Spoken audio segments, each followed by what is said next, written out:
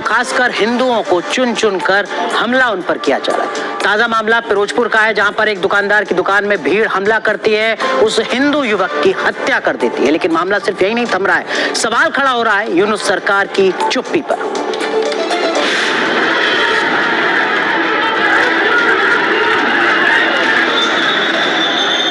इस्लामी कट्टरपंथी की आंख में बांग्लादेश झुलस रहा है। बहुसंख्यक नफरती जमातें अल्पसंख्यक हिंदुओं को टारगेट कर रही हैं। बांग्लादेश की धरती हिंदुओं के लिए असुरक्षित और खतरनाक बन चुकी है। पहले हिंदू युवक दीपू दास, फिर अमृत मंडल और अब स्वप्न कुमार को बांग्लादेश में कट्टरपंथियों ने मौत की नींद सुला दिया।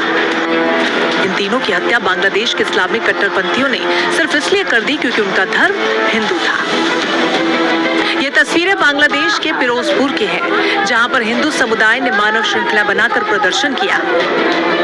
ये प्रदर्शन स्वप्न कुमार नाम के हिंदू युवक की हत्या के विरोध में किया जा रहा था। स्वप्न कुमार एक हिंदू दुकानदार थे। 22 दिसंबर की देर रात कुछ इस्लामिक कट्टरपंथी उनकी दुकान में जबरन घुस आए। उन्होंने स्वप्न कुमार पर हमला बोल दिया। ईंट पत्थर मारकर स्वप्न कुमार को बुरी तरीके से जख्मी कर दिया। इसके बाद इस्लामिक कट्टरपंथियों ने स्वप्न की दुकान में लूटपाट की और भाग गए। हमलावरों ने स्वप्न कुमार के सर को पत्थर से कुचल दिया। बुरी तरह से घायल स्वप्न की मौत हो गई। इसके खिलाफ आवाज बुलंद करने के लिए स्थानीय हिंदू समाज के लोग सड़कों पर उतरे, मानव श्रृंखला बनाई। कट्टरपंथियों ने बांग्लादेश में हिंदुओं पर अत्याचार की हद पार कर दी। फिरोजपुर से ही आई तस्वीरें इसकी गवाही दे रही हैं। यहाँ पर डुमरिया गांव में इस्लामिक कट्टरपंथियों ने कांति शाह नाम के हिंदू के घर को आग के हवाले कर दिया। कांति शाह का गुनाह सिर्फ इतना था कि वो एक हिंदू था, इसलिए वो जिहादियों के निशाने पर आ गया। उन्होंने कांति शाह के घर को फूंक डाला। उसकी जिंदगी भर की कमाई खाक हो गई। इससे पहले इस्लामिक कट्टरपंथियों ने कॉक्स बाजार इलाके में हिंदुओं के घरों और मंदिरों पर हमला बोला। इन तस्वीरों को देखकर आप भयावहता का अंदाजा लगा सकते हैं। बताया जाता है कि इस इलाके में इस्लामिक कट्टरपंथी गौ हत्या कर रहे थे। जब स्थानीय हिंदुओं ने इसका विरोध किया तो कट्टरपंथियों ने उनके घरों और मंदिरों पर धावा बोल दिया, जमकर तोड़फोड़ की और सब कुछ तहस नहस कर दिया।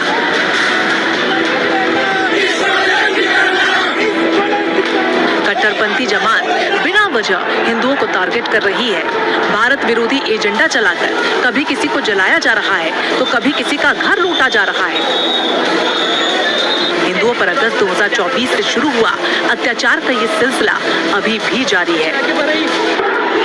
18 दिसंबर को उस्मान हादी की मौत के बाद से तो जिहादी मानसिकता के उपद्रवी खुलेआम तांडव मचाने में जुटे हुए हैं।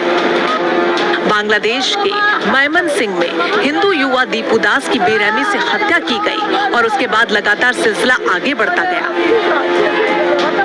बांग्लादेश के चट्टग्राम में उपद्रवियों ने हिंदू परिवारों को जान से मारने की नीयत से हमला किया। यहाँ पर रौजान वार्ड नंबर 8 में 3 हिंदू परिवारों को उनके घरों में बंद कर दिया गया। उनकी टिन की छतों पर कैरोसिन से भीगे कपड़े डाल दिए गए और 2 घरों में आग लगा दी गई।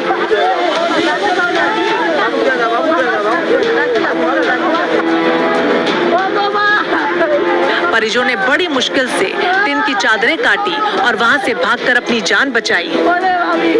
उपद्रवी जानबूझकर हिंदुओं को टारगेट कर रहे हैं। इसका सबसे बड़ा सबूत 18 दिसंबर को मयमनसिंह में देखने को मिला, जब 27 साल के दीपू की हत्या कर दी गई। उस रात जिहादियों ने दीपू के साथ हैवानियत की सारी हदों को पार किया। एक उग्र भीड़ ने दीपू को घेर लिया। वो अपनी जान बचाने के लिए हाथ जोड़ता रहा, चीखता रहा, खुद को निर्दोष बताता रहा, लेकिन भीड़ ने उसकी एक न सुनी। उपद्रवी उसे जानवरों की तरह घसीटते हुए ले गए। उसे लाठियों और डंडों से पीटा। नफरत से भरे कट्टरपंथियों ने उसे पेड़ से लटकाया और आग के हवाले कर दिया। दीपू के साथ काम करने वालों ने उससे बदला लेने के लिए उस पर ईश निंदा का आरोप लगाया और कट्टरपंथी भीड़ उस पर टूट पड़ी। दीपू की हत्या करने वाले कट्टरपंथी जिहादियों ने उस पर ईश निंदा का आरोप लगाया, लेकिन ये जांच में इल्जाम बिल्कुल बेबुनियाद पाया गया। बांग्लादेश में हिंदुओं पर हो रहे अत्याचार का मुद्दा तेजी से उठने लगा है। जिंदा जलाए गए दीपू दास के परिवार ने इंसाफ की मांग को लेकर प्रदर्शन किया। उनके साथ बड़ी तादाद में लोग भी जुटे। ढाका की सड़कों पर इसको लेकर मार्च निकाला गया, जिसमें बच्चे, युवा, बुजुर्ग सब शामिल हुए। दीपू दास की मॉब लिंचिंग के विरोध में हिंदू संगठनों ने ढाका में ह्यूमन चेन बनाकर इंसाफ की आवाज बुलंद की। इस दौरान बांग्लादेश में अल्पसंख्यकों पर बढ़ रहे अत्याचार को लेकर भी नाराजगी जताई गई। दीपू दास की मॉब लिंचिंग के विरोध में हिंदू संगठनों ने यूनिट सरकार से दोषियों पर सख्त कार्रवाई और अल्पसंख्यकों की सुरक्षा के लिए पुख्ता कदम उठाने की मांग की। हिंदू समुदाय के लोगों ने हत्या का विरोध करते हुए सरकार की सुस्ती पर सवाल उठाए। Information that he has some issue with his colleagues, and they had used this word that defamation of religion or insult of religion. They have used this clause to kill that person, and this is very normal case for us because last 1 year we have seen so many cases like this, and recently this case is being so big because we have known you all watched a video.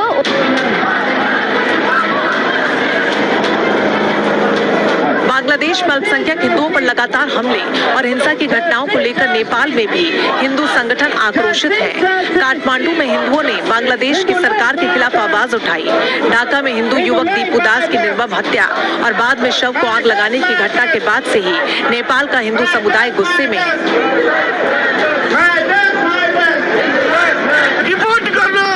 Nepal सरकारसँग तत्काल माग गर्दछु साथीहरू। यो बङ्गलादेशमा विगत 1.5 वर्षदेखि निरन्तर रूपमा हिन्दुहरूको नरसंहार चलिआइरहेको छ। यो सब जिहादी आतंकवाद, इस्लामिक आतंकवादको नतिजा हो र आज बङ्गलादेश त्यसमा नाङ्गो उभिएको छ।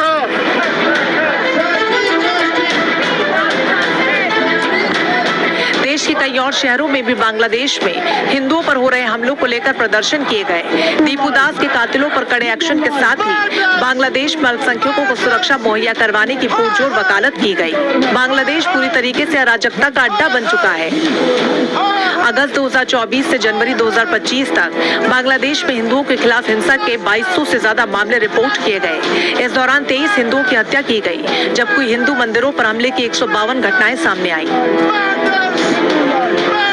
दीपू की हत्या के बाद पांगशाप उपजिला के होसेंगडांगा इलाके में 29 साल के हिंदू युवक अमृत मंडल उर्फ सम्राट का मर्डर कर दिया गया। अमृत मंडल की हत्या के पीछे भी कट्टरपंथियों की साजिश की बात कही जा रही है। बांग्लादेश में अगर भारत विरोधी और हिंदू विरोधी तत्व हावी हो रहे हैं तो इसके पीछे पाकिस्तान की गहरी साजिश है। इसका खुलासा पाकिस्तान के डिप्टी पीएम इशाक डार के बयान से हो जाता है। इशाक डार हाल ही में बांग्लादेश के दौरे पर आए थे और उनकी मुलाकात जमात इस्लामी और बांग्लादेश के एनसीपी के नेताओं से हुई थी। मेरी जो 36 घंटे की विजिट थी बांग्लादेश में, अल्हम्दुलिल्लाह that was very very engaged. उसमें उनके चीफ एग्जीक्यूटिव से लेके उनके फॉरेन मिनिस्टर से लेके उनके कई फेडरल जो उनकी काबीना है उसके मेंबर से लेके एडवाइजर्स, वो कहते हैं उन्हें मैंने जो जितनी उनकी मेन पॉलिटिकल पार्टीज है इस वक्त, एक खालिदा जिया साहिबा की है पार्टी पीएनपी, एक जो दूसरी है आपको पता है कि वो जमात इस्लामी है हमेशा से वहाँ। ये तो 2 पुरानी पार्टीज हैं। जिन लोगों ने वहाँ कू किया है वो तालिब इल्म है, तो उन्होंने भी एक पार्टी बना ली है, नेशनल सिटीजन पार्टी एनसीपी। तो इन तीनों के वफद मुझे हाई कमीशन में आके मिले। बांग्लादेश में हिंदुओं के खिलाफ हो रही हिंसा के विरोध में पूरे विश्व में भारतीय समुदाय के लोग प्रदर्शन कर रहे हैं। लंदन में बांग्लादेशी उच्चायोग के सामने इस मुद्दे पर प्रदर्शन किया गया, जिसमें भारत और बांग्लादेश के हिंदू समुदाय ने हिस्सा लिया।